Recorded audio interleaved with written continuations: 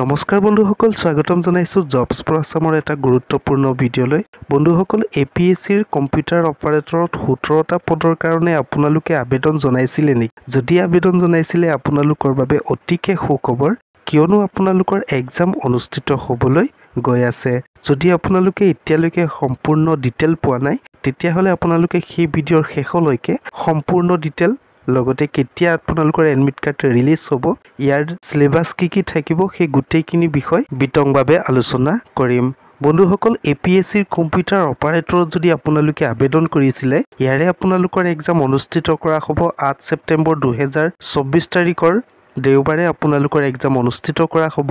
লগতে ইয়াত সময় দিয়া হৈছে ৰাতিপুৱা 10 বজাৰ পৰা দিনৰ 12 বজাৰ পৰ্যন্তলৈকে আপোনালোকৰ এক্সাম অনুষ্ঠিত কৰা হ'ব।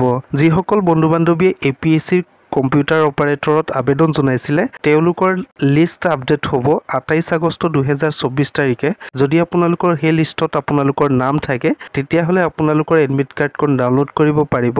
30 আগষ্ট 2024 তাৰিখত আপোনালোকৰ এডমিট কাৰ্ড ডাউনলোড কৰিব পাৰিব। লগতে যদি আপোনালোকে এডমিট কাৰ্ডখন ডাউনলোড কৰিব বিচাৰে, মোৰ ভিডিঅ' ডেছক্ৰিপশ্যনতে লিংক দিয়া আছে, তাত গৈ আপোনালোকে এডমিট কাৰ্ডখন ডাউনলোড কৰিব পাৰিব। লগতে ইয়াৰ সিলেবাসখিনি যদি চাবলৈ যায়, ইয়াৰে আপোনালোকৰ সাবজেক্ট 1 নম্বৰ হৈছে general studies, 2 number general English, computer theory and আপোনালোকৰ জেনেৰেল এৱাৰনেছ আহিব।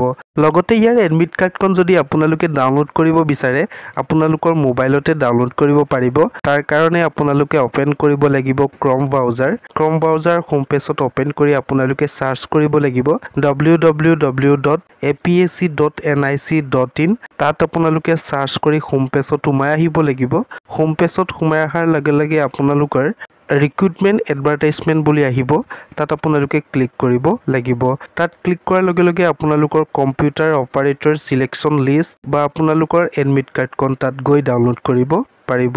লগতে বন্ধুসকল, যদি আপোনালোকে অফিচিয়েল নটিফিকেশ্যনখন যদি চাব বিচাৰে, মোৰ ভিডিঅ' ডেছক্ৰিপশ্যনতে লিংক দিয়া আছে, তাত গৈ আপোনালোকে অফিচিয়েল নটিফিকেশ্যনখন চাব পাৰিব। সো বন্ধুসকল, আজিৰ ভিডিঅ'টি ইমানখিনিয়ে। মই আপোনালোকক ইনফৰমেশ্যনখিনি দিলোঁ।